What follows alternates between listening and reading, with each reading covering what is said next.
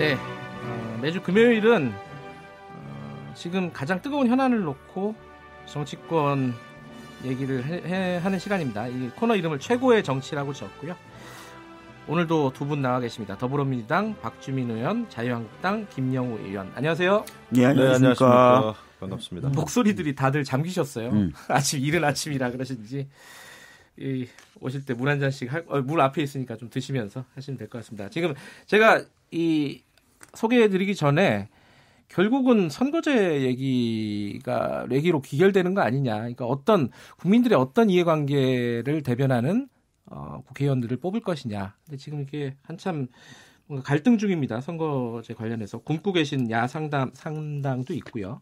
그리고 더불어민주당도 이래저래 비판을 받고 있어요. 자유한국당도 마찬가지고. 좀 자세히 좀 물어보겠습니다. 먼저 더불어민주당 박주민 의원님, 네? 너무 소극적이라는 거 이런 비판 있잖아요. 이게 자꾸 알리바이만 만드는 것 같다. 자유한국당이 뭘 안 해줘서 우리는 못한다. 뭐 이런 식으로 자꾸 적극적으로 우리의 정책은 뭐다 이렇게 얘기를 안 하고 계속 좀 빼는 느낌?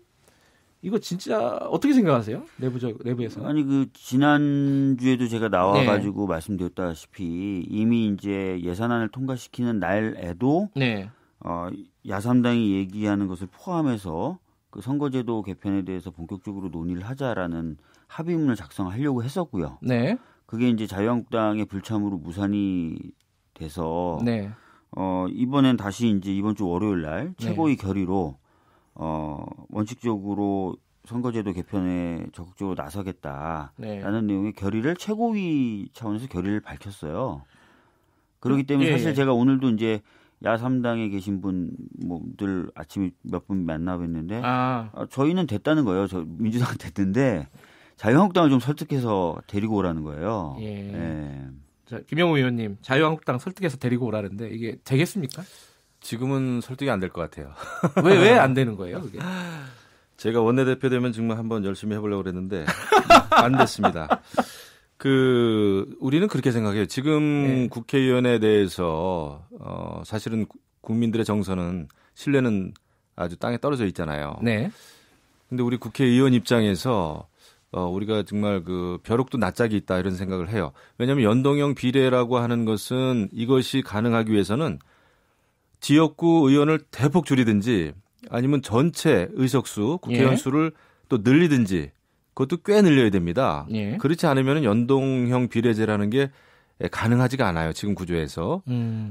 그리고 또 연동형 비례제는 지난번에도 말씀을 드렸지만 의원 내각제에서나 사실은 가능한 제도거든요. 그리고 당이 굉장히 많아지죠. 사실 지금 이제 소수 야3당이 단식하면서 연동형 비례제 선거구제 개편을 주장합니다마는 당이 굉장히 많아져요. 그러니까 일종의 정당 득표율이 4% 5%만 돼도 의석수 막 생길 거거든요. 연동형 비례제가 되면. 그리고 이제 엄청나게 의석수가 늘어나는데 그렇게 됐을 때 지금 우리 대통령제하고 이게 맞느냐. 지금 지난번에도 제가 브라질 얘기하지 않았습니까? 브라질 대통령이 엄청나게 많은 12개 이상의 당하고 힘겨운 갈등을 빚고 있어요. 그러니까 이게 장기적으로 정말 정치 제도 전반의 문제, 대통령제로 할지 의원 내각제로 할지 이것이 같이 연동된 문제인데 달랑 그냥 연동형 비례제만 하자라고 무리하게 지금 야3당이 나오는 것 같아요. 아니 그러면은 이게 개헌까지 얘기를 해야 된다는 건데. 그렇죠. 정개특위를 그럼 만들 이유가 없었잖아요. 개헌부터 먼저 해야지 이게 가능한 건데 정개특위는 그럼 할 일이 없는 거 아니에요? 그러니까 이거 길게 보고 했어야 돼요. 왜냐하면 지난번에 이제 20대 국회 때 선거구 획정, 선거구 바뀌지 않았습니까? 저도 포천 연천하다가 포천 가평으로 바뀌었는데 그것도 선거일 42일 앞두고 총선일 42일 앞두고야 겨우 만들어졌어요. 그만큼 선거제도는 바꾸는 게 어렵습니다. 그렇게 봤을 때는 지금 이것을 한순간에 하려고 하면 안 되고요. 이제 정개특위도 이제 이번 달까지 일몰이죠. 그죠? 끝나죠. 내년도 연장해서 심도 있게 논의를 해야지. 이거 급하게 단식하시는 분들은 정말 그분들께 죄송합니다만은 이거 굽는다고 될 일은 아니에요. 예.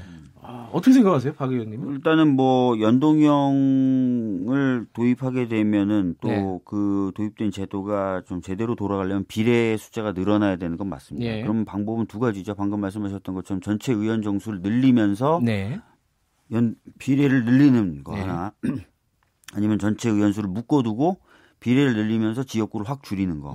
두 방법이라서 이제 그것 중에 어떤 걸 선택해야 되느냐 이런 부분이 있는데 사실은 이제 지역구를 많이 줄이면 하나하나의 지역구가 굉장히 커져버리는 문제가 생기면서 지역 대표성이나 인물 대표성이 굉장히 약해진다. 그래서 기존에 우리 정치 경우가 좀 안 맞는다라는 단점이 있고 또 의원 정수 늘리는 부분은 국민들의 지금 반감이 굉장히 크죠. 그렇죠. 그래서 요 양쪽의 문제를 좀 풀어야 될 부분이 하나 있고요. 그래서 그런 어려움이 있다는 김 의원님 말씀에는 100% 제가 좀 동감을 하고 그러면서도 이제 약간 좀 제 생각과 다른 부분이 있는 게 연동형을 한다고 해서 꼭 그러면 의원 내각제를 하자는 거냐? 그건 아니거든요.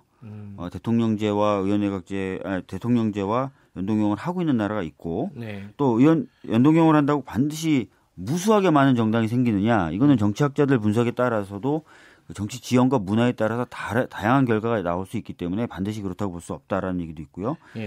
또 여러 정당이 있다 하더라도 그러면 대통령제가 그러면 혼란에 부딪힐 거냐? 꼭 그렇지도 않다는 거죠. 예를 들어서 대통령 결선 투표제라든지 이런 걸 도입해가지고 대통령의 선출 과정부터 협치가 이루어지도록 만들 수가 있어요. 이번에 사실 정부의 개헌안에 결선 투표제 도입을 했고 물론 이제 그 헌법 개정안 통과 안 됐지만 도입하려고 했었던 취지 자체가 이런 것들을 좀 염두에 둔 바가 있습니다. 그렇기 때문에 여러 가지 제도적인 보완으로 그런 부분은 좀 차단할 수 있다는 말씀 좀 드리겠습니다.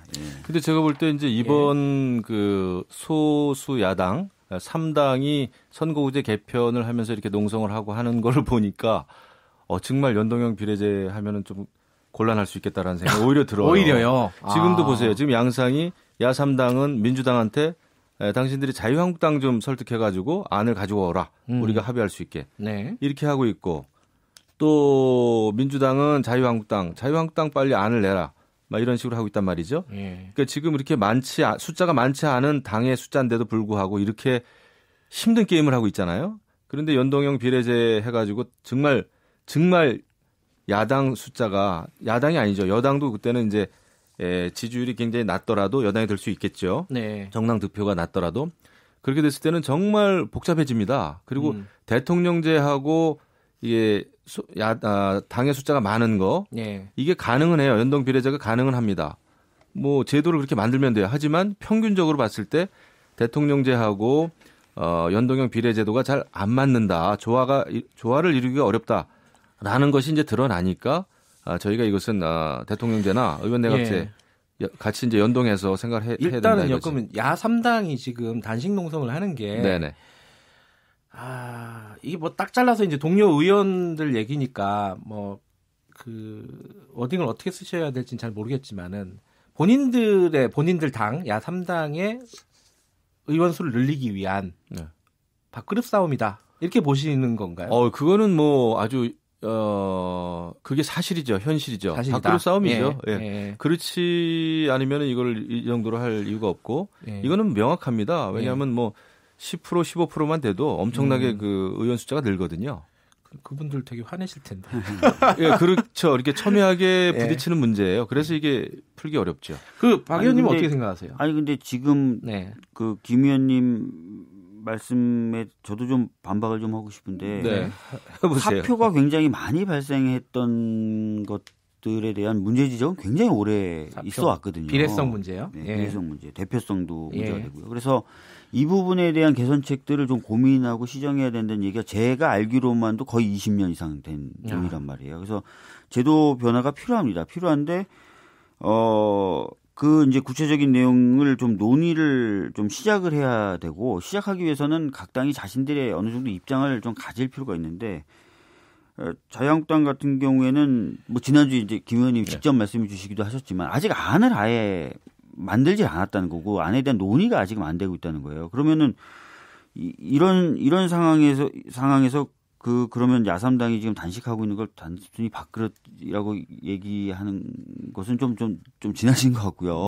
오히려 자유한국당도 좀 우리가 생각하는 그리고 한국에도 맞고 또는 여러 가지 부작용도 적은 대표성과 비례성을 높이고 사표를 줄이는 방안 이거다라고 내놓는 부분이 저는 필요하다고 생각하거든요. 뭐 논의는 할 수 있겠죠. 근데 저희 당의 기본적인 입장은 모든 제도 변화나 혁신은 때가 있다 이거예요. 네. 지금 경제가 이 모양인데 지금 이거 정치인들이 나서서 지금 정말 자기들 밥그릇 싸움 할 때냐. 그다음에 일단은 내년 한 해는 경제에 좀 올인하는 게 좋겠다. 그다음에 경제 관련된 여러 가지 그 입법 이런 거 이제 협력을 해서 하면 모를까. 지금 국회의원 숫자 늘리는 거는 아까도 말씀드렸지만은 정말 벼룩도 낯짝이 있다고요.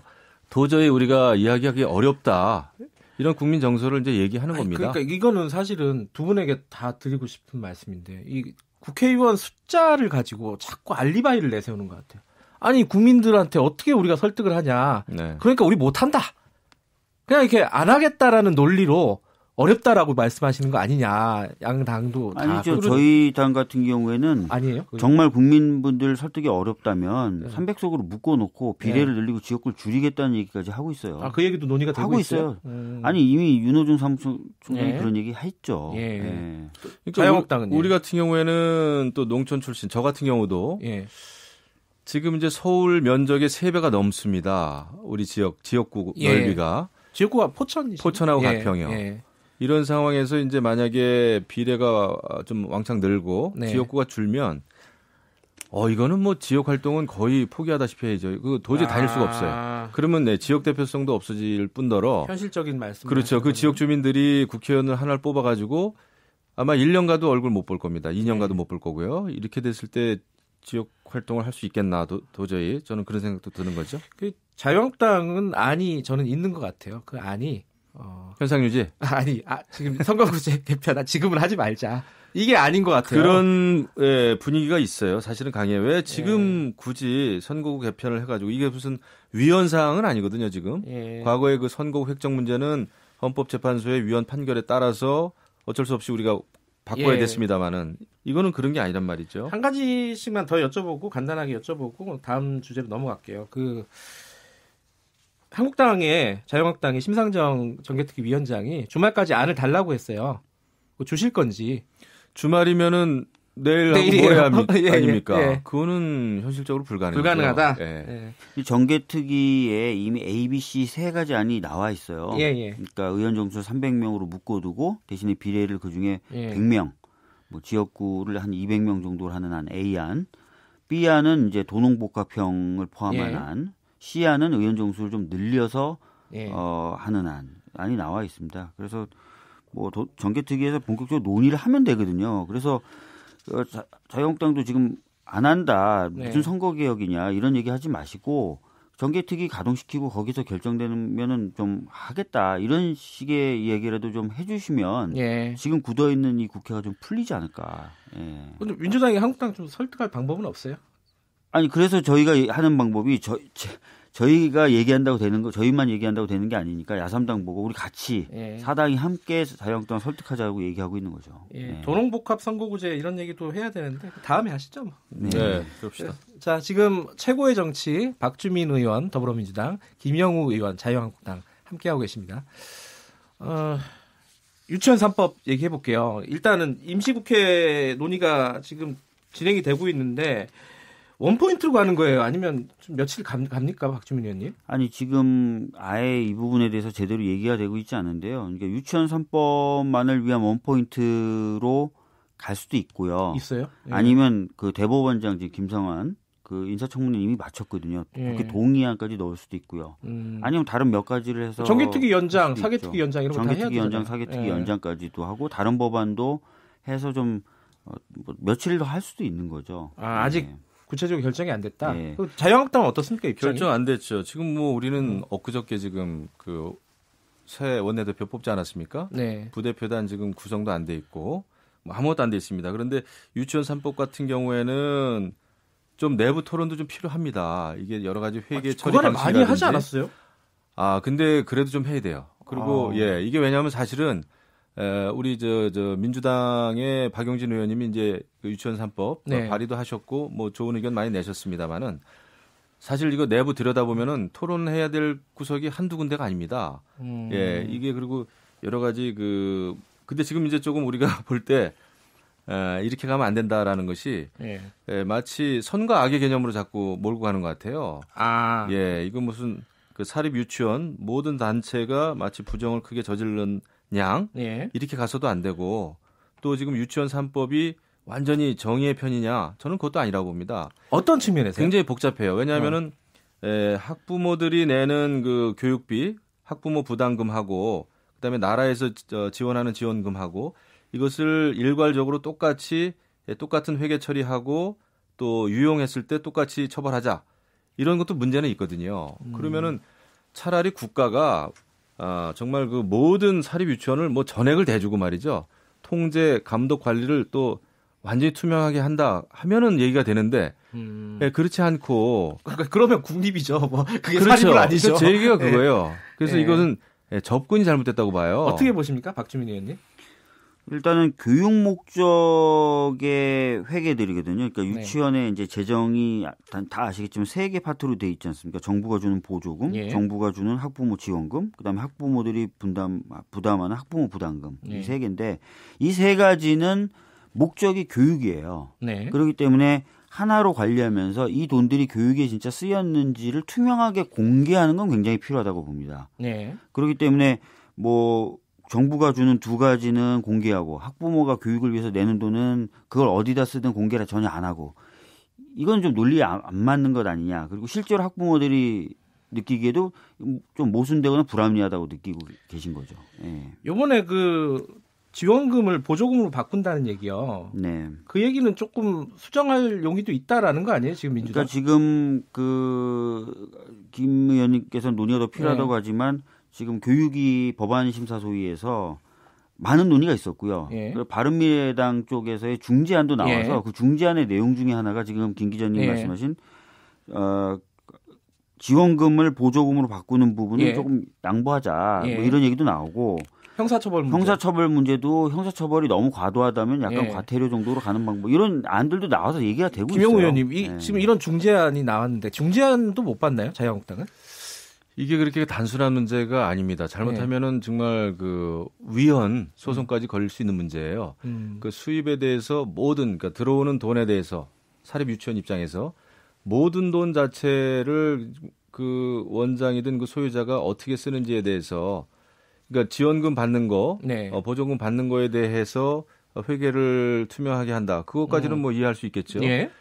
그런데 수입자가 모든 수입에 대해서 어떻게 쓰는지를 밝혀라는 것은 그건 사실은 또 그렇게 쉬운 문제가 아니죠. 위험 문제가 발생할 수 있다. 있죠. 뭐 사유재산 말씀하시는 거죠. 그거는 뭐 충분히 있을 수 있는 문제입니다. 교육 목적으로 써라라고 정부가 준 돈, 교육 목적으로 쓰라고 학부모가 준 돈이 교육 목적으로 쓰이는지를 공개하고 이게 위헌일까요? 저는 그건 좀 변호사 출신 요즘 위헌이란 말을 너무 많이 들어서 제가 특별재판법도 위헌이다, 탄핵도 위헌이다, 다 위헌이라 그러니까. 그러니까 그 교육 목적인지 아닌지부터 이제 그 기준이 굉장히 명확해야 되고요. 그래서 이게 쉬운 문제는 근데 아니죠. 지금 민주당에서 이 상태로 가면 패스트트랙으로 가겠다. 그러니까 뭐 330일이죠. 330일. 330일에 의회 내년이네요. 내년 이맘때에 이렇게 본회의에 상정을 시켜버리겠다. 그건 너무 큰 협박이죠. 공갈이고요. 지금 아니 근데 왜냐면 협상이 너무 안 되니까요. 패스트트랙을 걸어놓고 협상을 하는 방법도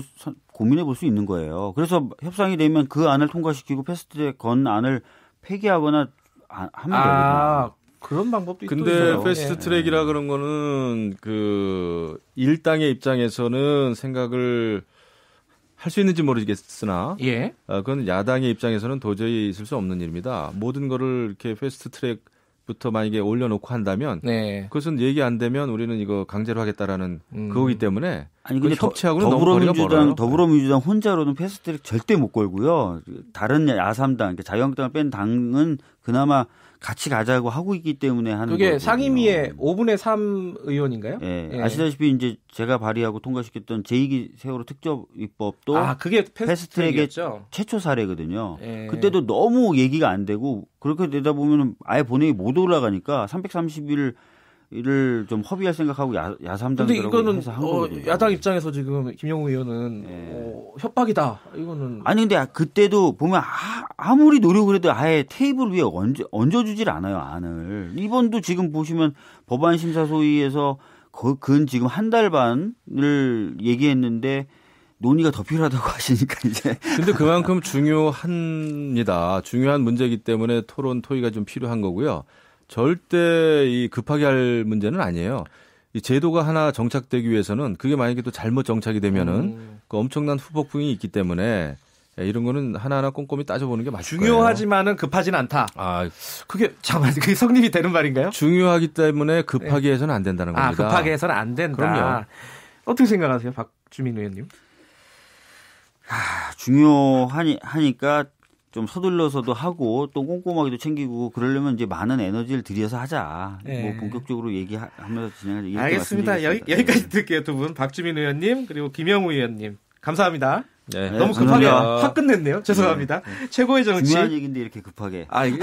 중요하니까 급하게. 죄송합니다. 최고의 정치 김영우 의원, 박주민 의원과 함께했습니다.